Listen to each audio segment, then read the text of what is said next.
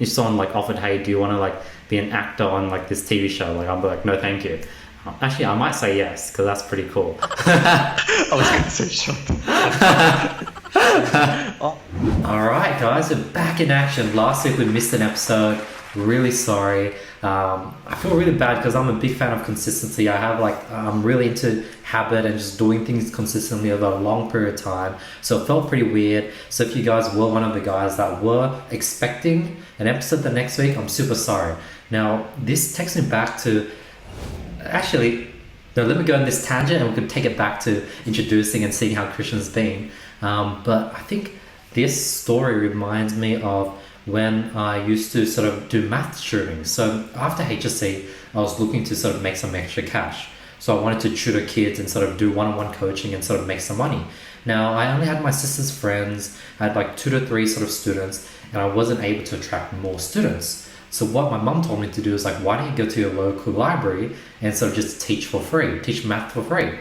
So that's exactly what I did. Went to my local library, be like, hey, I want to teach math for free. They were super impressed. They gave me a room, and every Saturday at 10 a.m. I would go in and I'll teach. First week, no one showed up. So I was just on my laptop doing dropshipping, trying to figure dropshipping out. Second week, no one showed up. Third week, one person showed up, gave them like a pretty solid one-on-one session. Fourth week, no one showed up. Fifth week, I had something go on and I was like, hey, I don't think I can make it today. And I didn't get a response from the library. And then when I came in on the 5th week, she was like, hey, I think we got to cancel this because you weren't consistent. Last week, there were like 2 people that came in for the program because we have like flyers saying how there's math lessons and you weren't there, and we can't deal with this inconsistency. You know, you're this young kid and it doesn't seem like you're taking this seriously. And that was like a big sort of like learning curve. It was like, whoa, like I got to always under promise and over deliver. And that's sort of what really built in the sheer like mental sort of thing of just being consistent and trying to not like break patterns. But yeah, I know you have hopefully this is not making you feel bad, Christian, because Christian has had a long week. Last week was insane for him. It was not his fault. It was not Stephen's fault. That's sort of why I filmed the Drive with Andy podcast. So last week, instead of filming Christian's, our Flip Side podcast, I filmed a one-on-one podcast with Stephen. It was the Drive with Andy podcast. Stephen sort of talked for a bit, and it was just like my sheer like need to like be consistent. I had to do something that Monday because I wanted to get something out for that week. But it was not your fault, Christian, at all. But yeah, how's everything been, Christian? I'm just gonna log off this call right now. I feel so bad now. Oh my god. Oh, good to be back. Good to be back. Thank you so much. But firstly, going back on the story, bro, what the hell? You were there for 5 weeks in a row, and then they said 1 week and you weren't consistent, bro. Get out of here, dude. Get out of here. That's so stupid. Especially because you took aside the time to go, you went, and then everything, and then for free. And bro, these libraries, bro, they're so stupid. People didn't know what they had until they lost it. You know what I mean? That's exactly what it was. They didn't know what they had until they lost it. But I'm so sorry for last week. Last week was quite busy for me. External commitments at work, it got a bit hectic. Things are a bit hectic right now even. That's why we're filming this quite late. Usually we film on a Monday evening, but it's Wednesday at the moment. A lot of things have happened. You'd think that it's only been like 2 weeks since we last spoke, but so much has like happened in the last 2 weeks. So I think we can openly talk about it now. Studying.com. Thank you. It's been in the works for some time. Well, I didn't know about it until it was, I think, completed, right? But studying.com, everyone that's listening, go on Google, go and type in studying, studying.com. That's my man's domain right there. That's my boy. Thank you. I really appreciate it. I feel really good. It was like a long working journey. I like didn't want to make it official because like the website looks clean, but the website's probably like nowhere near where I want it to be. Like right now the website you're currently seeing, it's sort of like the base sort of like version 1, like beta phase version 1. Like this is probably like there's so many different, like I want the website to be way better than it currently is. But I just wanted to share studying.com. I couldn't hold it back any longer. And like there was like a mixed feeling of like, should I like share and document what I'm doing early, or should I hold it off? And like in my mind, I think every time I think of holding back and sort of showing when things are 100% done, sort of my fear of am I procrastinating kicks in. So for example, with the new membership portal, so me and my developer coded a whole new membership portal from scratch for students, and I think I prematurely launched it too early. Now the pros are, one, we transition early, all the new students go straight to the new portal. There isn't going to be more students that we have to transition over. Once we get it done, it's done. When we get it done, when students are using it, we can catch bugs really fast. It forces us to really move really fast to get things done when they're live students using it. But the cons are, now new students are joining the new program and the new portal, and they're seeing all these bugs and they're like, what the fuck is this? At the same time, students that went into the new portal are like, oh, this is cool, but I prefer using the old portal.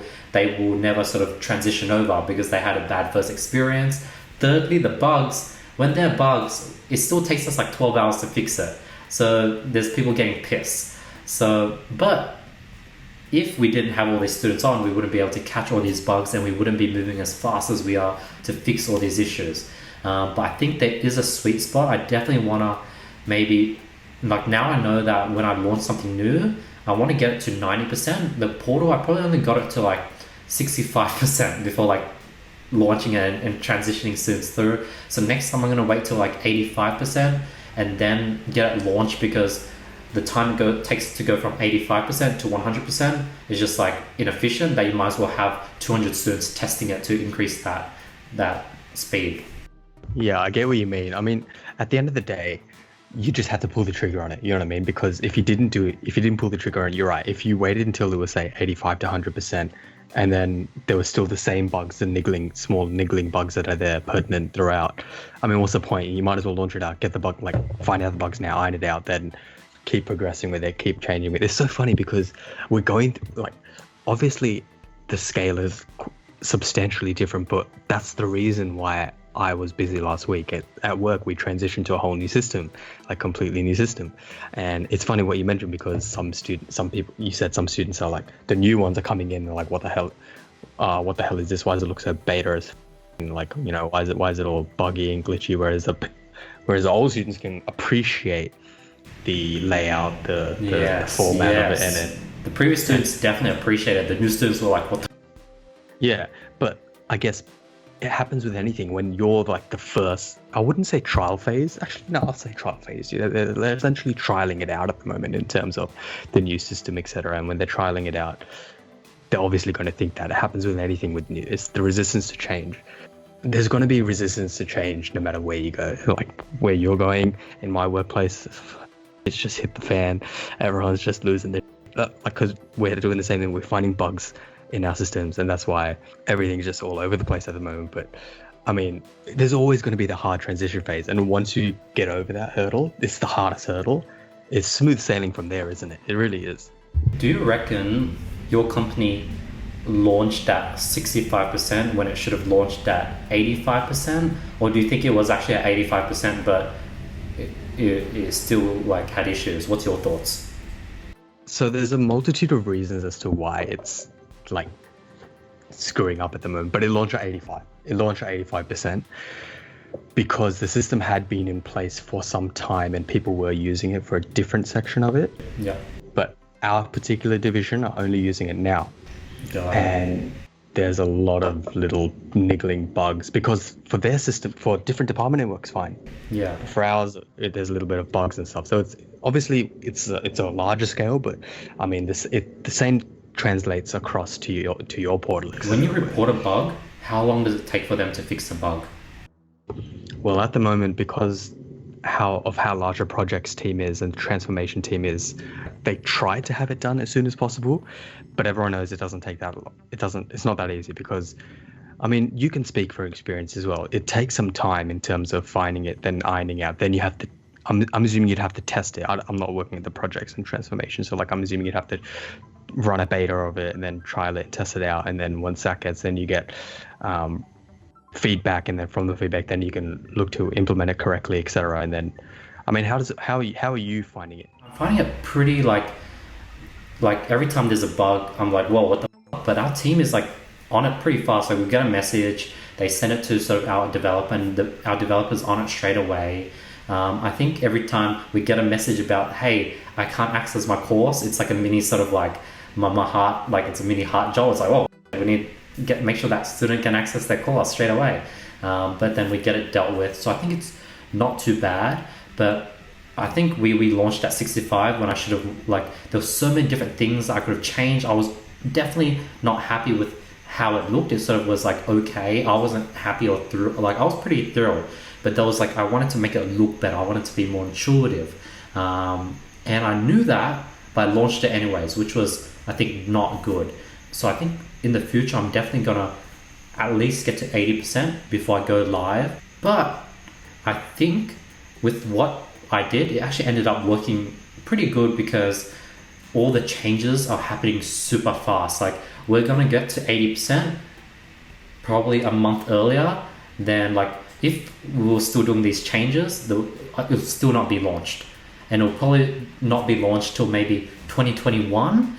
But we've been able to launch like 2 months ago. So people have been able to use it for 2 months. We've been able to get used to the new system. And we're probably going to get all the changes done hopefully in the next like week or two. So we probably like shaved off a week, and plus like probably another month of just like breaking in. You know, I honestly think you made the right decision. You 100% made the right decision. I think the timing of it was perfect as well. Just before 2021, you got all these goals you want to kick off. This is probably the last little goal that you had 2020.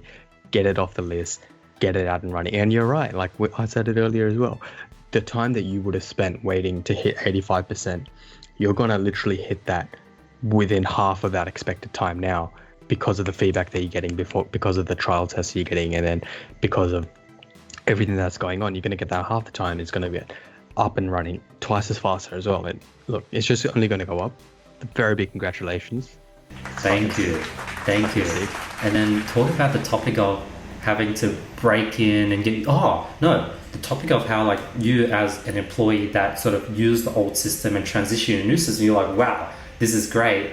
But the new employers were like, what the tell me about that. So for me, it was a rough one, because the old system, whilst it wasn't as, looks nice and clean and modern, and like it just didn't look better, because the new system looks better. It's aesthetically pleasing, and you know what it is, it's you have to keep everything, the format and layout of it, everything quite simple, easy to read, easy to interpret, and easy to navigate, right? I mean, I'm sure that's something that you're getting feedback from as well. Old system was disgusting to look at. It was in action since God knows when, early 2000s, or even who knows when, right? But it got the job done. Do you know what I mean? Like, it was easy, interpretable, and it was simple. This one has a lot more new features, which makes it a lot easier for us to do our work. But that transition was so tough, and everyone was hating it at the start. And so we work with a team that we call them the offshore team. They're a team offshore working overseas, right? And so the new system essentially thought it was smarter than it is, and it's starting to pick up on things that it shouldn't be picking up, and therefore our workload has increased tenfold, because things that used to in the old system just be weeded out are getting picked up in the new system. Wow. And then for us, it's like all this work that we shouldn't be having to do, we're having to do. And then so that's the problems so we're giving them the feedback saying, hey, this shouldn't be on, this shouldn't be on, this shouldn't be on, because we know we're not meeting deadlines because of these issues. And it's just, is this a software issue or like the offshore team issue? It's a bit of both. Because I'll explain it to you when I see you in person, obviously. But for example, when something gets sent to us, it needs to be approved by the offshore, but offshore, instead of them doing the job because of their numbers also drastically increasing, they're sending it to us unnecessarily, and it's just becoming it's becoming a mess. Yeah. Interesting. Got it. Yeah, because another thing, like on the topic of perspective and like how like the old employees appreciate the new sort of system, and then the new employees like don't have anything to look at. So over there, like for example, when I sort of moved to America, like I was like vacuuming floors, I was like washing dishes, I was cooking, I was like freaking knocking down buildings, I was like cleaning, I was vacuuming cars, I was freaking grouting toilets, I was like washing the bathroom, I was doing all this shit, and like to me it was like, oh, I was like, oh, like I like it's worth it, like this is okay, like I've done all this before. Then there was like my other interns like Tony and Juan who washing dishes, they're like, oh, I'm just washing dishes, vacuuming, oh, I'm just vacuuming, mopping, I'm just mopping, mowing the lawn, I'm just mowing the lawn. But then there's Steven, who's like, I guess, a new person or someone that's just really sprouted at a really late age, where doing mowing the lawn, washing the dishes, mopping the floor was manual labor, was like child labor. Like I was like Osama bin Laden, and he was like a child slave having to wash his own dishes. Wash everyone's dishes. So if we had 4 people to eat, not only did he have to wash his own dishes, but he had to wash everyone's dishes. So it was like really manually tough for him. So that's sort of that's what sort of came to mind when you told me about the old and new employees appreciating or hating the new system. It's all part of the process, isn't that right, Steve? It's all part of the process. You need to learn and correct. Yes. I hope he does. Oh, Yeah. I don't know what to say. Now that, like, as I told Andy, I don't even know why I said that. I guess, like, I didn't think, and I got to work on that. But at the same time, I guess I wanted to, be myself when I was around the new interns. Like, try to show them who I am. I'm, like, a guy who just likes to joke a lot. I'm very bright, positive energy, that type of dude. And then when he was saying that, I was like, Stephen, what about, tell them about the good stuff. And then Stephen just froze. He was like, besides like the manual labor, I guess I learned like leadership stuff or something. Like I tell people to do things. I was like, what? And then we start talking about. You meant to be a senior. You meant to be a senior in this situation. You meant to stand up and you meant to show that leadership skills. And instead, you shut the bed, you idiot. Oh my god! But it's okay. We'll skim past this topic. I could go on and on about how like I was like, Steven, so now you're telling about how this was an amazing experience. Tell me about what you really think about the manual labor. Oh yeah, it was really, really tough. I was like, I'm trying to give you a layup on trying to like recover yourself, but you just kept digging the hole deeper and deeper. But we'll skim past that. What's your thoughts on the new sort of students you have? You're now a sort of Jonin, and you have some new tunings underneath you. Well, gonna teach them some jutsus that I know, that I've learned from you, Andy. You are like Kakashi or Minato, and like you said, this is like Naruto, where you have the Further Kage teach Minato, then Minato teaches Kakashi, Kakashi teaches Team 7, which has Naruto in it. So it's kind of like that in a similar sense, Yeah. Everything was strategic. I think what I really want the reason why I chose Kim and Jennifer is like I think your enthusiasm, your lightheartedness, that's definitely something they can learn from. 2, I think like Jennifer's like, she's like really like, particular. She like seems like the girl that does everything. So she's really gonna like push you to like get stuff done. Like it'll be weird if she's like, hey Steven, I've done all my tasks. What should I do next? And you'll be like on your ball. What's your thoughts of the 2 students that you've been assigned so far? We're going to meet 2 more on Saturday. Maybe you get I think actually I heard from Hui that Jennifer's friend, like she has a close friend that is supposed to come. So you might get like you might get Jennifer's best friend as well.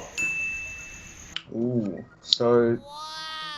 Just from hearing that, maybe they work well together. Maybe they study together, and I think like that energy will push me to, become a much more developed person to lead them. Especially since from what I heard, Jennifer is really hardworking. She's like an overachiever. She wants to always put in 100% effort. And I don't think I heard that much from Kim. I kind of forgot what she told me, but yeah. You have to step up now. You know that, right? Yes, that is true. You're gonna have to like You have Correct. nothing to hide behind. Exactly. You have to make it fun. You have to like do it like extracurricular activities. You need now you're the one that's gonna have to like pay for the bill. You're the one that's gonna have to take them out. And that's a new thing. I just noticed like now all these interns, they're gonna have to look after their students. So that's gonna be a new experience. I'm excited for like this next chapter for you, Stephen. Yeah, I've been driving a lot, so you know, I can take them any place they want to go, make them have a good time. Nice. I'm down for it. I'm glad to hear that. And for anyone who's listening, Andy's just assembling his mini army. He's getting ready to raid the world. He's just assembled this small army of 10, 12 people, and he's ready. He's ready to go. I love that. Dude, in my affirmation booklet, one of the image is like the Avengers. For some reason, actually, this is what I learned from Vince. Like Vince was all about building a team, having it tight, having like each person play a big role. And that really made me be a fan of like, dude, like eventually I want to build my own Avengers team. Like freaking have like everyone be unique characters, everyone have their own thing, own skills, own personality. And everyone sort of have this one core vision that everyone's trying to do.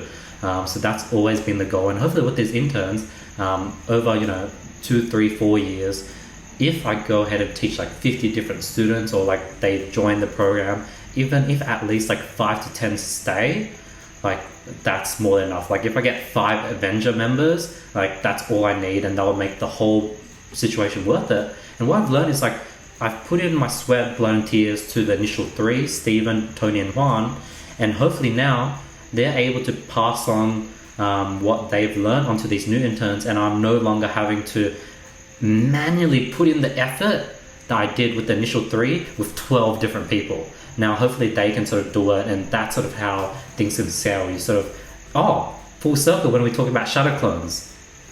Yeah, I was going to say as well, it also comes back to the topic at the beginning, like the resistance to change, in terms of like you'll see with new students, they'll find it, especially after Stephen's comments, they might find it harder to see the vision, or they might find it a little bit more difficult to trust and believe, etc. So it's in that process of induction, getting them into it, getting the groove into them, and then you can finally build your little army of shadow clones, and then once they trust and see that as well and overcome that barrier of resistance, makes it a lot easier as well. Definitely. Exactly. I definitely wanted to also talk about how I moved my work days to Monday, Tuesday. I want to talk about how today I turned into a potato. But what I realized, we haven't talked about current topics in a long time. What's your thoughts on Logan Paul versus Mayweather? Oh my god, dude. On top of Logan Paul versus Mayweather, have you seen what Jake Paul's been doing? I've seen it. Yeah, I've been told crazy. This retard thinks he can fight Conor McGregor. Conor McGregor will snap him with his bare hands. If Conor McGregor ever sees Jake Paul in the street, he'll actually kill him. You've seen videos of McGregor lose his shit, right? The guy's got no brain. He will actually kill him. He just does not give a shit. He's a wild animal. He's an animal, and Jake Paul's just there, like after beating Nate Robinson in a boxing fight, he thinks he's the king of the world. Bro, you will get your ass. But in saying that, Logan Paul vs Mayweather is confirmed, and I texted you straight away, and I was like, "What?" Like, it's like obviously I don't know anything about boxing at all. I've only seen like a few fights, etc. But I mean, you don't need to be an expert to understand the magnitude of this and how ridiculous this is, just for everything. Like, what? I know. I'm so shocked. I sent Christian this meme right after. It's a bunch of these young, like 10-year-old kids sitting and discussing and saying, I really think Logan Paul has a chance because he's much heavier, he's much taller, and has a little like I feel like that kid. Like when I see the Jake Paul McGregor, I'm like, maybe Jake Paul has a chance because McGregor doesn't box. He's a MMA fighter. But then again, McGregor has boxed against Mayweather, and he trained a lot for that. But at the same time, Jake Paul's trained. I can't believe I'm like those kids. That's like, Jake Paul actually has a chance. I feel like those kids in the sense that because I'm actually giving it the attention that it doesn't deserve at all. Like just watching that guy go about his day-to-day life. I don't think I've ever been more frustrated at anything in my entire. I look at him, I'm like, God, this guy's a wanker. Like, how do people enjoy watching him? I don't know. I just don't.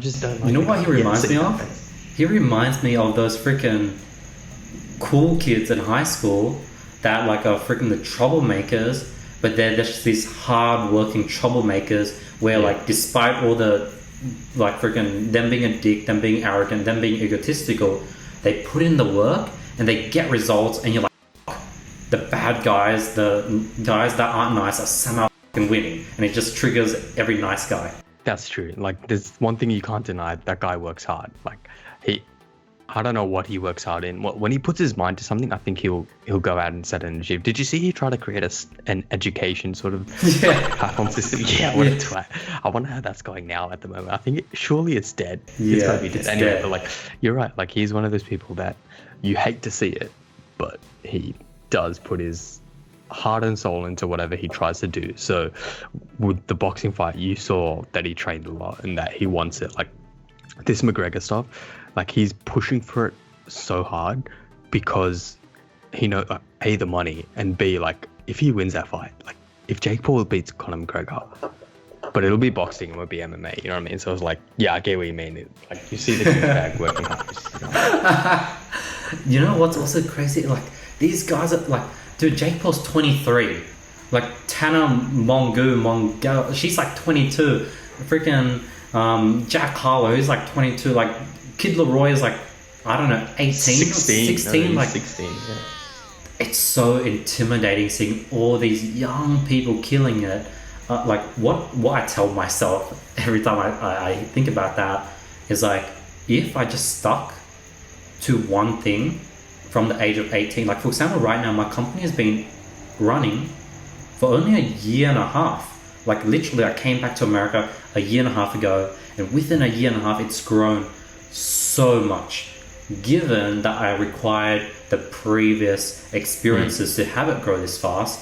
But if this project is 3 years old, 4 years old, like it's just like exponential growth. And that's sort of what I tell myself. It's just like having to do one thing for a long period of time. Like freaking, I think I saw a meme or post. Jeff Bezos at the age of 22 was like working in McDonald's or something, and now he's like the world's richest person. And it's like 3 to 4 years ago, Jake Paul was like no one. Do you know what I mean? Like, well, not that he was a no one. He still had a following because he came from Disney, etc. Right? But the Pauls really blew up after they started YouTube and just doing crazy. Right, so like now it makes sense because they're in it for probably like 7 years now. That makes sense. It's been 7 years. They've been doing it for that long, and I think they've realized that. I mean, with YouTube, it's very hard.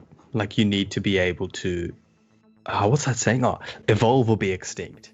I think that applies quite well for YouTube because.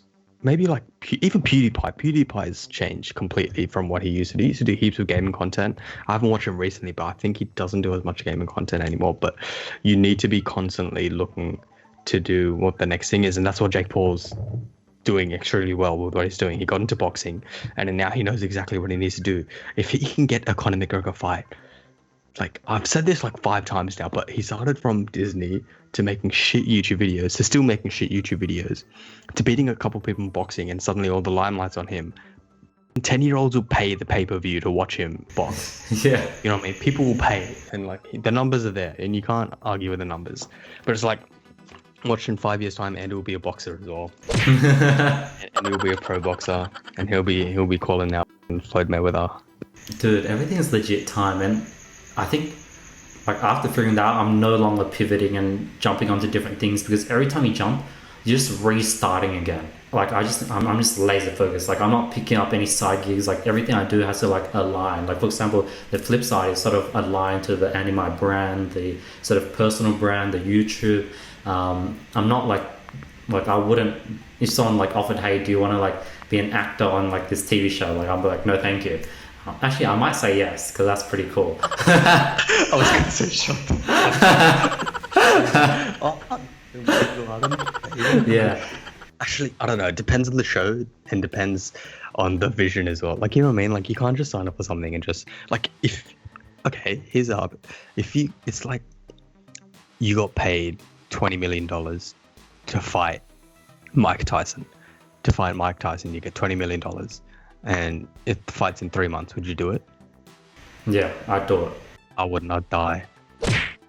Mike Tyson would kill me, bro. What if I, like, so, like, in my mind, if there was, like, for example, there was an opportunity to create sort of, like, this new course about, like, how to grow your TikTok, it will take sort of, say, 3 months, and the bag would be, say, 20,000. Now, I would have to, like, that would probably, like, that's something I could do. But the answer would probably be, like, no. That's hella side gig, you know what I mean? Exactly. So I think that was a bad... No, but I was trying to emphasize how money. Whereas, like, this boxing opportunity where 3 months' time, I could grab a $20 million bag, that makes sense. That's like, okay, that makes sense. So I think money definitely comes into play when it comes to the same. Everyone has a price. 100%. I have a price as well. What would your price be to get in the ring with Tyson? Nah, I don't think I'd ever would, bro. That 50 mil? Years old. 50 mil? Depends on how far he'd go, because he could actually kill me. But, like, you can just, like, you can just get knocked out and then, like, TKO. No, is that TKO? And no, yeah, but it sounds all well and true, but the injuries you can sustain from receiving a blow from that man to your face, you could actually get, like, fucking brain damage from that too. I mean, because boxers are trained, right? They train every day. They get hit in the face every day. They cop it. And then when they get hit, they just get knocked out. But what if you just run out you have 3 months to train. What if you just hold your hand up the whole time? And what if you just run out the ring? You tap and you just run out the ring. I mean, if that's an option, they'll collect that bag. That'll be really embarrassing. Everyone will hate you and you'll be a meme forever. But it'll be worth, the bag. The bag. But the bag will probably be stolen because someone will just come and just vandal you. But yeah, everyone does have a price at the end of the day, depending on what for. You want me on your podcast? I don't cost that much. I'm joking.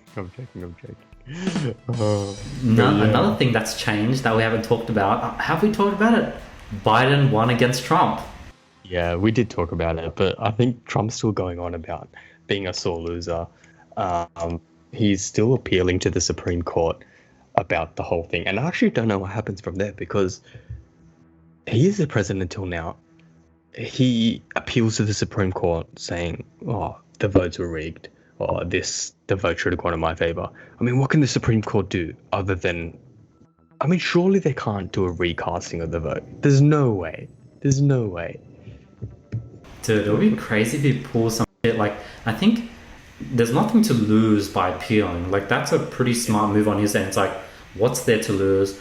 Give it a shot, appeal it, and, like, even if it's a 1% chance, like, I think that's what business people do. Like, what I've noticed is I'm just casting nets out randomly. I'm just, like, DMing people, being like, hey, really love what you've been doing, would love to connect. No reply, that's fine. And I'm just, like, casting nets out constantly whenever I see someone cool, hit him up, or like, that's a cool car, maybe I should, like, go up and say hi and ask them about their car. I'm just, like, casting nets, and literally 99% of them don't lead to anything, but 1% of them do, and that's all I need.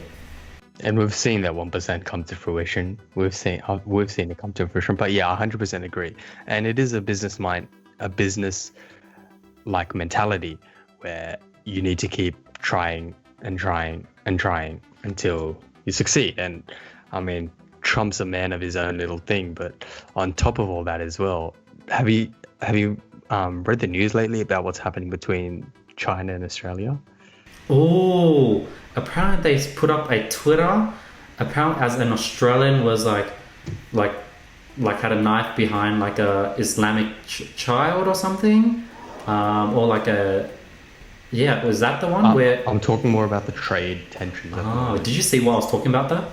I think it was like a joke that someone from China made, or China was mocking us or something. Yeah, I don't know, but bro, what China says, whatever China says happens, or you know what I mean? Like when they say something, they make it like it happens, because bro, how are you going to say no to China? Yeah. I think from what I read, China. So what's going on at the moment is there's currently trade tensions between Australia and China regarding coal imports and coal exports for Australia. So you're seeing, I think Japan at the moment is our highest consumer of coal. I think, yeah, thank you, Stephen. Yeah, so you can see that Japan's our highest importer of coal, so we export to them. And then second is China, being like 21%, I think. And they've just recently, I don't know what's going on, but this escalating trade disputes, and they're saying, oh, that we're just not going to accept coal, and that extends to wheat and barley as well. And it's like, Australia's actually, our economy's 21% of our coal exports, just because we need to find somewhere to export the coal to. Yeah. If 21% of our demand has just decreased. Like, that changes everything. China, like, see what I mean? Like, that's what I mean. Like, China, although like America and China have these like arguments, like, if China snap their fingers and say, I'm sorry, I don't want to do this, everyone in the world will fall to their knees and start begging. We can't afford to manufacture mobile phones at the same cost that China can.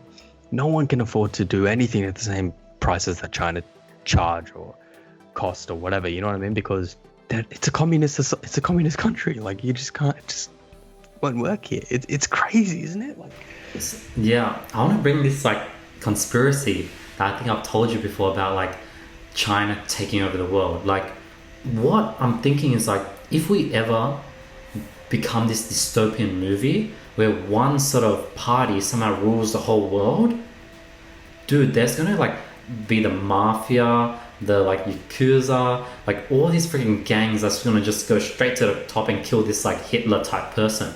Like, if you reckon, okay, if there was a Hitler today, or in say 50 years, there's this Hitler is taking over the world, can some Yakuza, some mafia, some I don't know what other gangs you call them, just kill this like Hitler, this 21st century Hitler? Oh, that's a very good question, isn't it? I mean, I don't know as much as on this topic as I'm sure other people would, but just going from the general facts that I do know, obviously Hitler being a authoritative dictator, whatever, blah, blah, blah, right? In 21st century, I think he'd have a lot, I don't know, like if he was still going about genocide the way he was back then, I think fear would still be there. I think if anything, gangs would want to side with him because they know it'd be easy for them to just go straight to him and be like, let's form a partnership and I don't think they'd overthrow him because it wouldn't make commercial sense for them to overthrow, you know what I mean? But I can see it. Oh, that's such a hard question, because when you think about it, there's so many complexities that you just don't factor in when you consider this. Because I'm thinking, like, what would be bad is if sort of China somehow sided with all these sort of like gang sort of operations. That would be like really, really scary. But at the same time, I always have a feeling that like these gangs, like, they don't want to be controlled by a communist party. They prefer the current Democratic Party because they're easily bribed. And that's sort of what sort of I learned. It's like communists would never sort of like take over because there's all these gangs that don't want to be controlled by anything. They want to be freely operated. They want to bribe the sort of US government to like do whatever they want, bribe the sort of polices, have control of their money. And again, right now the world runs on the US currency. Literally, even in Australia and UK, all the big drug dealers, they deal in US currency. Imagine if China took over and was like, hey, we're no longer trading US, we're now trading in the Chinese yuan. Imagine if these drug lords with literally warehouses stacked with USD cash and that all became worthless. They're going to be pissed. Yeah, I know exactly. I think we did talk about this in person briefly a couple of days ago, but yeah, dude.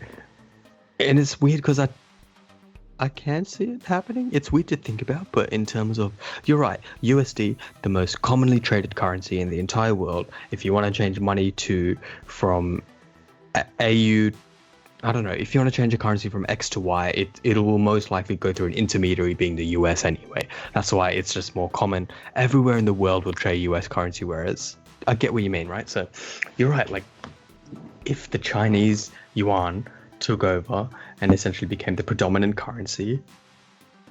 Wow. A lot of That would people change- will that be would- pissed. that would change it. Yeah, a A lot of people. lot of people Yeah. with power, with like freaking snipers, with like suicide bombers, are gonna be like, I'm not happy with this communist government that I can't bribe, that I can't have my way with, that can't let me do what I want with freedom. I'm just gonna take them out. I get what you mean. Yeah, and when you put it in that perspective, yeah, 100% makes sense because these gangs obviously they operate in their own on their own terms and their own demands. They don't want to be told what to do, but at the same time, it could work out in their favor as well because they could just form a partnership to operate in their own. Exactly, and that's what would be really scary. Another thing I want to talk about is cryptocurrency, Bitcoin. Recently, there was this company, this guy named, I forgot his name, but basically he has an investment fund and he converted all his money, all his sort of like money that he has for investing into Bitcoin. And then I was thinking, imagine all these drug dealers like converted their money to Bitcoin, it'll be like game over. But Bitcoin is like becoming like it's at its nearly it's like at its peak at the moment. Do you In think? price. Do you think so? So right now the price is actually at its peak. So it's like Okay. 25,000. Yeah. Now, But that's interesting because that's like if what you said comes to fruition in terms of just as a hypothetical, and the USD is no longer the most favorable traded currency, and then essentially the balance of favor tips towards, or just say that it becomes like every currency has the same sort of transactional prowess as a US dollar. yeah. Bitcoin will 100% surge because Bitcoin will be the safer and easier alternative for everyone because it's just Bitcoin. It's not it's its own. I mean, cryptocurrencies. No one owns it.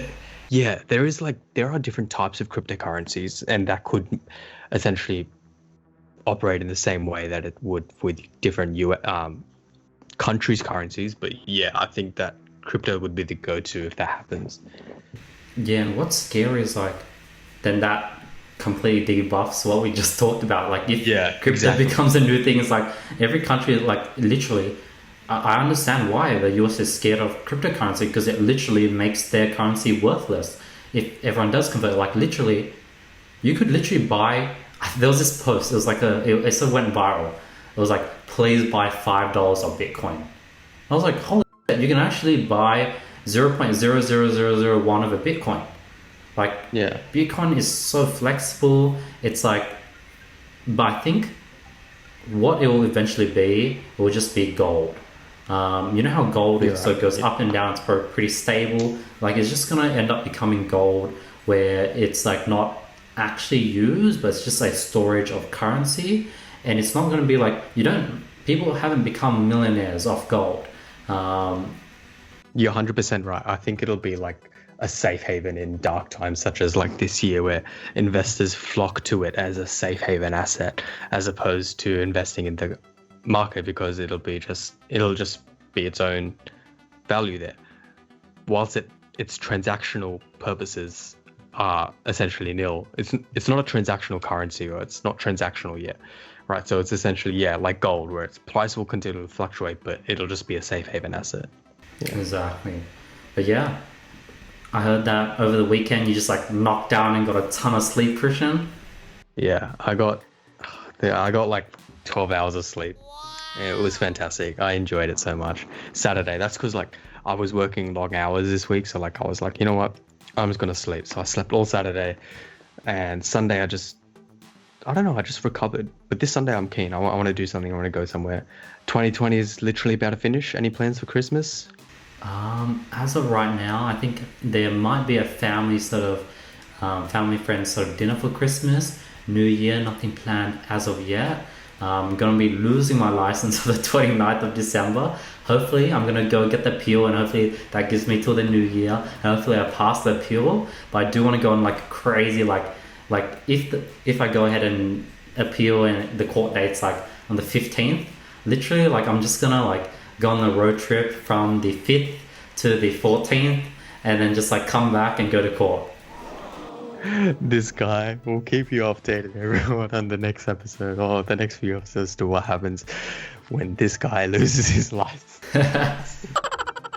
of all people that lost their license is the one person that loves going on drives And guess what, Christian? Recently, I caught up with Tony again today, and I was like, yo, I joined, was like, yo, can I bring you lunch every fortnight and just like come in, just like get you lunch? Like he's like he's diamond on Uber Eats. He just orders so much. Can I be your Uber Eats and just bring you food every fortnight? I was like, yeah, for sure. I was like, I'm actually gonna do it, Tony. I was like, yeah, feel free. And then like I'm actually gonna do it. I'm gonna lose my license.